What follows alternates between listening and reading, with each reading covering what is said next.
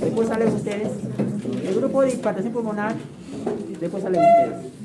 Me falta terminar la rúbrica para cerrar ya. Estoy cerrando el semestre. Gracias, delegada. Quisiera dilatar. Hay una buena intención. Como buen cusqueño, médico cusqueño debe saber muy bien este síndrome, sí o sí. De repente estoy en Lima, ¿no? Estoy en Lima, soy de Cayetano Heredia, ¿no? Jape, uy, Jape está en mi programa, pero hombre, Jape, pues estoy a 150 metros sobre el mar, estoy en 500 metros, ¿no? Si me viene será de preferido de otro lado hacia mi hospital. Por acá, en las clínicas, donde ustedes van a trabajar seguramente, van a ver Japes frecuentemente. En el hospital no lo ven, no porque no haya, sino porque los seguros internacionales se van a las clínicas, no llegan al hospital regional. Y por eso no es motivo de un caso real. No olvidar que es un edema pulmonar diagnóstico de exclusión. ¿Qué significa eso? Que para decir JAPE necesariamente tengo que haber descartado las demás edemas pulmonares y conozcamos. Pero no me impide tratar inmediatamente. No se malentienda. ¿Por qué debo saber el concepto de edema pulmonar que es un diagnóstico de exclusión? Le voy a poner un ejemplo con otra situación, para que me entiendan. Miren, esto pasa en nuestro país. Un paciente cirrótico, ictérico, ascítico, edematoso, alcohólico, conocidísimo. Y llega a la emergencia con la toma de conciencia. Incluso caserito desde el hospital, caserito. Encefalopatía hepática. Dale su lactulosa y ponle 1, 2 o 3 enemas. Pasa 2 horas, pues está peor. ¿Qué pasó? Que no se recordó el concepto de que encefalopatía hepática es, como JAPE, un diagnóstico de exclusión. Porque ese paciente cirrótico, así lo conozcas muy bien, caserito, cirrótico, ¿por qué estaría con dolor de conciencia? Hipoglicemia, hiponatremia, azoemia, daño vascular. Y también, por supuesto, encefalopatía hepática. No te priva tratarlo, dale su lactulosa, dale su edema. Pero mire el glucotés, 20 de glucosa. Por más edema que le pongas, no va a mejorar, pues. Tienes que ponerle glucosa. Si un paciente con edema pulmonar por altura, debemos recordar que el JAPE es de exclusión. Antes debe buscar contracción exudativa, embolia pulmonar, infarto de miocardio, EPOX, bronquitis aguda, para empezar. Hiponatremia de ejercicio. Y algo también que debes recordar que el JAPE es un edema pulmonar no cardiogénico. ¿Y eso qué significa?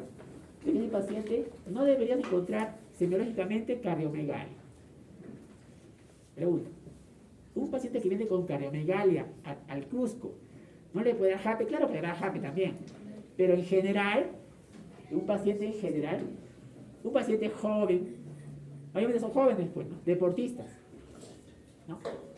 El hecho de que esté cardiomegálico, nada más ese punto, ya no es JAPE, porque JAPE es no cardiogénico. Pero, insisto, al revés. Pero un cardiópata no le puede dar JAPE más fácilmente. No estoy hablando de ese punto. Estoy hablando que el edema pulmonar de altura se clasifica, se define como no cardiogénico inicial. Claro que el paciente cardiópata tiene más riesgo de hacer JAPE, por supuesto. Pero ese no es el punto. El punto es la definición. Tenemos síndromes de altura y nos vamos a detener en JAPE. ¿Por qué es importante esta tabla? Porque pueden estar juntas. O sea, un soroche en mal de montaña agudo, ¿no? Puede estar solamente en mal de montaña agudo, que es lo que más vemos en las clínicas, ¿no? El paciente que viene, tiene cefalea, náuseas, vómitos, satura bien. Soroche. Eso es JAPE. Satura bien. Pero puede estar también mal de montaña aguda con JAPE. Los dos. Vómito y también su desaturación. No son excluyentes, no son como el agua y el aceite. ¿Ya?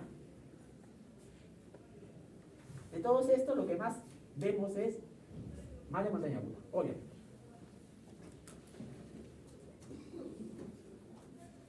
¿Por qué Cusco está dentro de las ciudades up to date con riesgo de HAP? Porque estamos entre las ciudades más altas del mundo. 3.399 metros.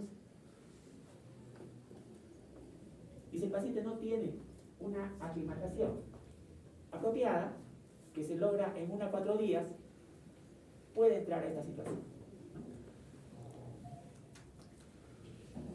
Ahora bien, ¿cómo es la saturación en un paciente que ingresa a una altura determinada?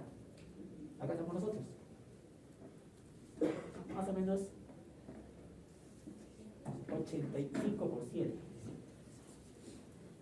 La de Lima sería pues 95%, ¿no? Pero acá realmente tenemos que ajustarlo a la altura. Una exposición aguda. Aquella persona que viene, viaja en avión, llega al Cusco, y no se le educó que para aclimatarse requiere un progresivo ascenso, ¿no? Y como eso no se logró, entonces esa aclimatación no es fisiológica. Entonces hay una desadaptación. Y eso se traduce en síntomas. Entonces, nosotros estamos acá. ¿Cuáles son los efectos fisiológicos de esta exposición a gran altitud?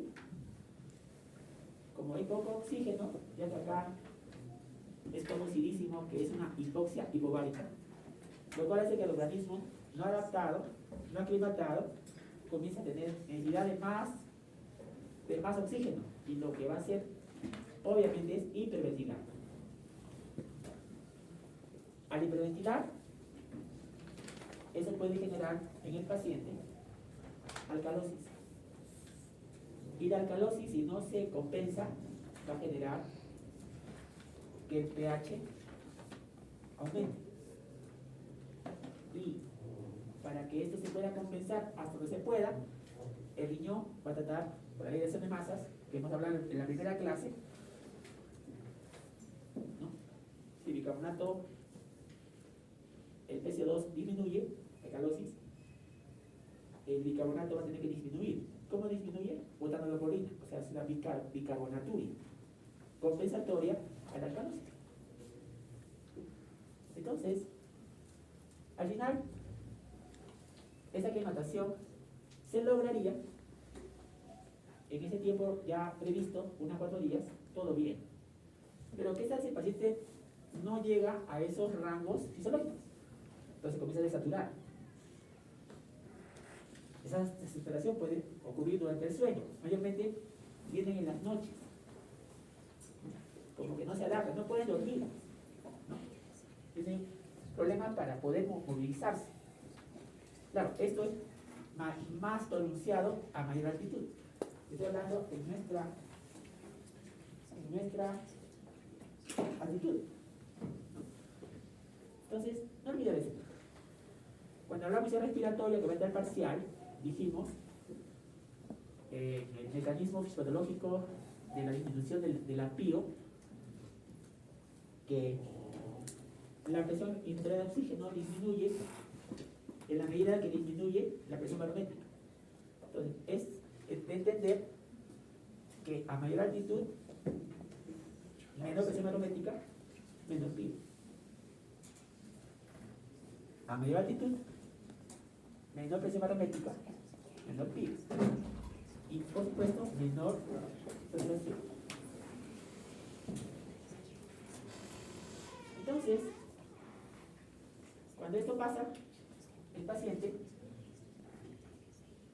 lo que va a pasar es, comienza a acumular líquido. Este líquido es inflamatorio, rico en proteínas y leucocitos. Y esta no se ocurre por diferentes mecanismos simpatológicos, como por ejemplo el todo simpático aumentado, la vasoconstricción pulmonar aumentada, la disminución del óxido nítrico y la aumento de la uterina. A veces, está regulado genéticamente. Han estudiado de que algunas familias tienen mayor riesgo de predisposición a JAPE que otras. El saldo, al final, esta acumulación de líquido se acumula en los alveolos y puede ser fatal. Alguna vez han visto necropsia de JAPES, ¿no? Cuando el paciente falleció de JAPE. No debe pasar eso, pero ocurre a veces. Y han encontrado de que en la necropsia de los pulmones de JAPE lo que hay es un exudado proteináceo, ¿no? Exudado es líquido rico en proteínas y leucocitos. Cuando han hecho broncofiloscopías a JAPES, también han encontrado en lavado bronquialular, ¿no? Han encontrado líquido exudado, rico en proteínas y leucocitos. Entonces, ¿por dónde está la fisiopatología del JAPE? En las vías regulatorias vasodilatadoras, óxido nítrico, ¿no? La aldosterona, el factor inducible por hipoxia, la potencia de shock térmico. También puede ser elevada la presión arterial pulmonar, ¿no? Una elevación fisiológica. Y es un factor iniciador también de investigación. Y si hay rotura de la barrera alveolo-capilar, se filtran proteínas, ¿no? Se rompe la membrana epitelial y algunos JAPE que vienen tarde pueden tener hemoptisis. Acá dato claro, ¿no? Piensa en JAPE en la primera semana de los síntomas. Si tiene un paciente, a ver, ¿cómo estás? Uy, doctor, tengo todo, mi hijito. ¿Cuánto tiempo te has sacado de altura? Un mes. No es JAPE. Piensa, como el caso que sucedió con Retaro, 24 horas de ascenso rápido, ¿no? 48 horas, ya hasta 7 días. Más de 7 días, ya aleja JAPE en sus síntomas de paciente. Ahora, puede haber reversibilidad de los síntomas, ese dato claro, ¿no? Con descenso y o signoterapia. Me gustó mucho ese artículo que le presenté al grupo, porque subió hasta más de 3.000 metros, pero lo bajaron a 800. La clínica acá en el Cusco, acá estamos en 3.200, acá se le estabiliza, pues seguimos en 3.200. Debemos tener un helicóptero aquí abajo, pues, a 1.000 metros, ¿no? Llevarlos rápido, ¿no? Algo así. Entonces, porque es lo correcto, no bajarlos, no sospechas, bajarlos. Baja. Acá le echamos a cama hiperbárica, ¿no? Cama hiperbárica, que simula un medio de baja altitud. ¿Cuáles son las respuestas a la gran altitud? Estábamos comentando el dispositivo barical de tener hiperventilación, lo que hace generar alcalosis. Si hay hipoxemia, se activa el eritropoyetina y eso puede generar mayor cantidad de glóbulos rojos, o sea, puede haber una policitemia, ¿no? Se desvía la curva de disociación de hemoglobina a la derecha, entonces va a haber mayor cantidad de 2,3 bifosfoliserato, ¿no? ¿Para qué? Para ocupar los sitios de oxígeno y liberar oxígeno. Tiene más oxígeno. Ya les mencioné el bicarbonato, que lo pierde por el riñón para estabilizar la elevación de masas y el pH no se altera, ¿no? Dato clave, el último dato clave, ¿ya? Que la vasoconstricción pulmonar hipóxica crónica resulta en hipertensión pulmonar. Y si esto no es adaptativo, puede generar hipertrofia ventricular derecha. Entonces, puede haber hipoxemia, ¿sí? Puede haber policitemia, puede haber alcalosis, puede haber resistencia ocular aumentada por vasoconstricción, puede haber bifosfoliserato aumentado, ya les dije por qué. Porque la curva se desvía a la derecha. Hemos hablado de curva en la primera clase. Cuidado. No hay quejas, ¿no? Si viene el parcial 2, esta pregunta, lo tengo que decir el parcial 1, no, pero está en la diapositiva del parcial 2. comunicación. Se llama mecanismo helicoidal. Esto lo dijimos en la primera clase. En FAPE, la curva de distribución de oximoglobina se desvía a la derecha. ¿Ya? Aumenta el 2,3 difosfolicerano. Pero no olvidar ese punto. ¿Sí? Lo importante de FAPE es de que una forma de sospecharlo, lo dijeron sus compañeros en la clase, una forma de reconocerlo es, una de las formas de reconocerla, son tres, vamos a verlas una por una, es de que hay una mejora importante con oxígeno. Una mejora importante con oxígeno. El FAPE puede ser clásico de ascenso o el FAPE de reascenso, ¿no? Mayormente se pide en FAPE que el paciente tiene un ascenso rápido por encima de los 1500 metros. ¿De qué depende el riesgo del FAPE? Susceptibilidad individual, ¿no? Sabemos de que los más afectados, lo vemos, son varones jóvenes. Altitud alcanzada, ¿no? A mayor altitud, mayor riesgo. Velocidad de ascenso, sobre todo en los deportes de aventura. Y tiempo basado en altitud.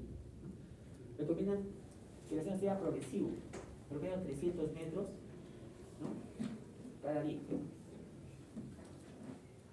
Puede coincidir, ya lo mencioné en la primera diapositiva, y factores asociados, ser varón, el frío, el friaje, infecciones respiratorias. Si es un paciente que tiene una infección respiratoria, por ejemplo una neumonía, el riesgo de que FAPE es mayor que el que no lo tiene. Esfuerzo vigoroso o anomalías cardíacas, un paciente que tiene alguna cardiopatía congénita, por ejemplo, que le produce hipertensión pulmonar. Por eso le decía antes, ¿no?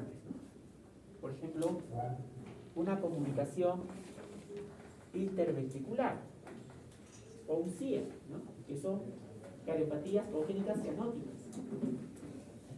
Claro que sí, que no se malentienda, como digo. Si un paciente, si no lo recordamos, estamos recordando que la fisiopatología del FAPE, una de las fisiopatologías es hipertensión pulmonar por vasoconstricción hipóxica.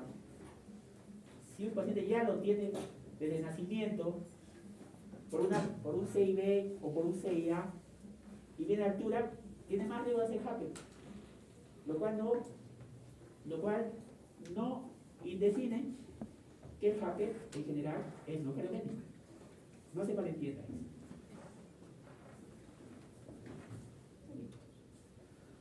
Entonces, ¿cómo se presenta un FAPE? ¿Qué es lo que vemos más? Incluso una de sus compañeras que estuvo acá en aula hace años y ahora es médico, ha hecho su trabajo de tesis de FAPE de las clínicas, ¿no? Hace poco. Y no es diferente a Up to Date, ¿no? Lo hemos revisado. ¿Por qué viene el paciente con FAPE? ¿No? Inicialmente viene tos seca sútil, disnea de esfuerzo. Los síntomas se pueden confundir con una infección respiratoria, tan común, ¿no? Y más o menos ocurre de 2 a 4 días de la llegada a altura. 2 a 4 días. Es el mayor serio. O por un ejercicio intenso también puede pasar, ¿no? Casi nunca, ojo, este dato clave, casi nunca ocurre después de una semana de estar en altura. Tengan cuidado, lea la pregunta correctamente en el parcial. Claro, y esta línea puede ser progresiva, desde el ejercicio al reposo, ¿no? Si esto continúa en el tratamiento adecuado, puede llegar a tener tos por ruptura alveolo-capilar con infiltración hematoica. Claro, si ya tiene todo de conciencia, podemos sospechar en un edema cerebral de altura también. El examen físico es variable. Acá depende del libro que leas, ¿no? En general, debes saber algunas cositas. Primer punto. Puede haber taquicardia, puede haber taquipnea, puede haber hasta cierta fiebre. Crepitante mayormente ocurre en el lado derecho, lóbulo medio, cuando empieza. Pero como cuando llegan, a veces llegan ya capitales de los 2 años, ¿no? Estatura, vale 10 puntos de lo que se espera para la altura, hemos revisado. Acá Cusco, 85% mínimo. Si viene con 74, ya pues va de 10%. ¿No? Pero, dato clave, segundo dato clave, que cuando tú lo ves al paciente con JAPE, no luce enfermo, luce bien. Luce bien. Luce bien. Y mejora tremendamente con oxígeno, también le mencionamos. Estos dos datos son claves para el diagnóstico. Luce bien y mejora mucho con oxígeno. Claro, si me una neumonía, verdaderamente pues luce tóxico, luce quejoso, luce febril, ¿no? Y no mejora tremendamente con oxígeno, ¿no? Si no, va a depender de la cantidad de neumonía que tiene, ¿no?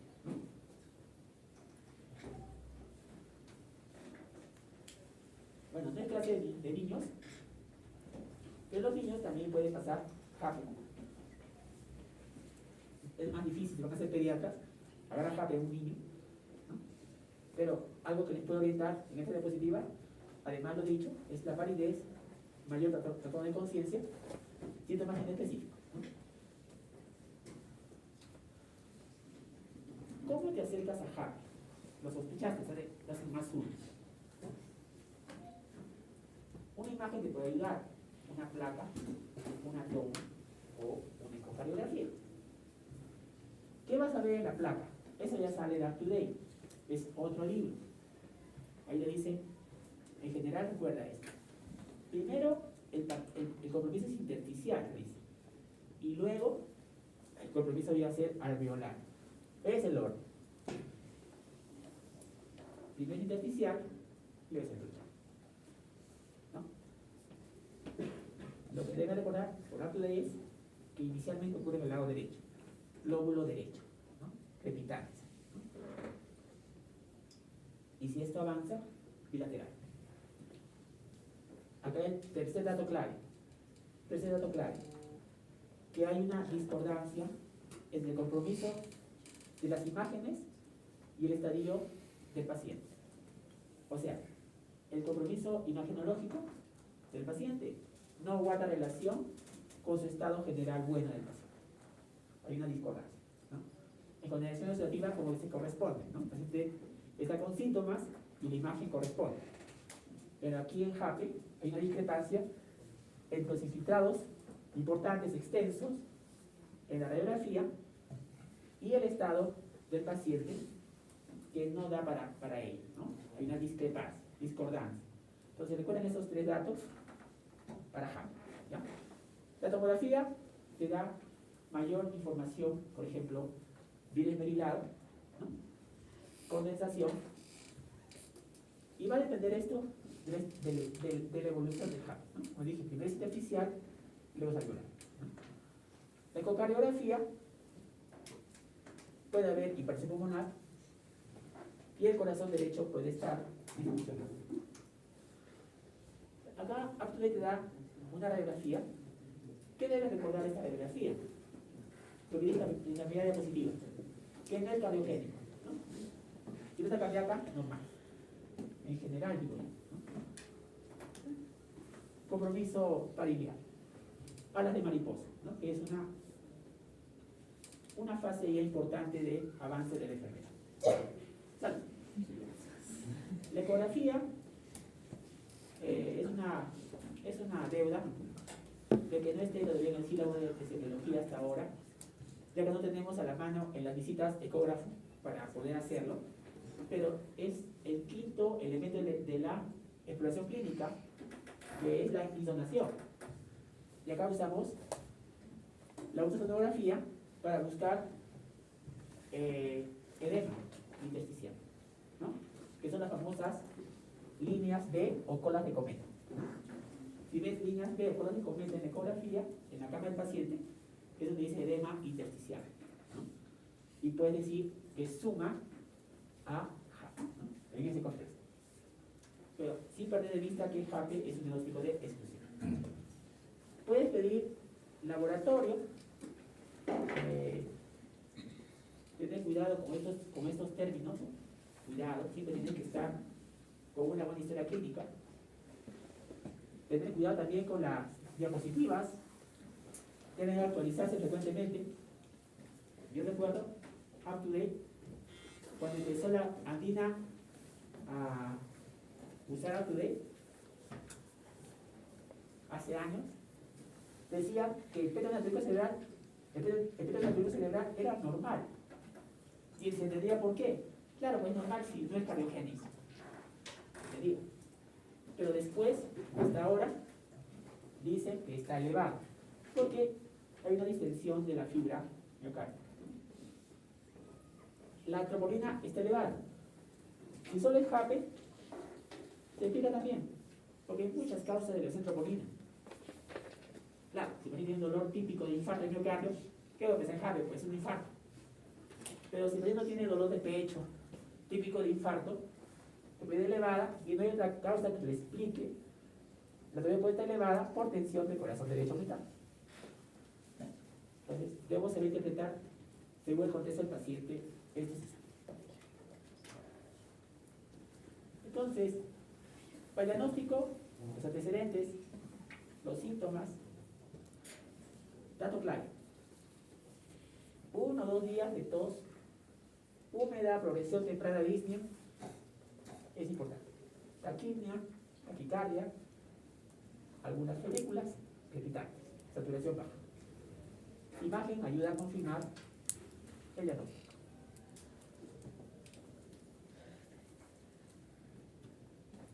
Diagnóstico diferencial. Por acá, ¿qué está oído? Para decir JAPE, sospecha JAPE, tres datos, ya les mencioné cuáles son. No te impide tratarlo, dale oxígeno. Uy, mira cómo ha mejorado tremendamente. Debe ser JAPE, ¿no? Pero si tienes un plan básico, pregúntale, haz anamnesis, descarta neumonía. Más de una vez hemos visto JAPE con neumonía full, progresión exudativa. Busca con una imagen. Embolia pulmonar se justifica. Ya sabe la triada, 3 banderas rojas. Falla cardíaca, frágica, busquen. Síndrome coronario, el dolor torácico típico, busquen. Bronquitis, alguna enfermedad reactiva, asma, hipoca. Y no son excluyentes a veces. Más de una vez hemos visto JAPE con. Bien. ¿Ahora tiempo para los grupos? Sí. A ver, está nada gente por favor. Ya se han ido, creo.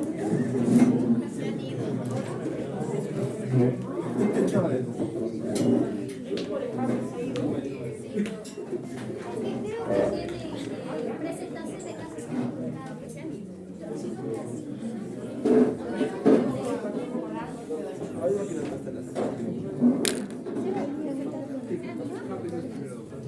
Ups. Ay, sí, van a justificar. ¿Dónde pones tu celular a Mimi?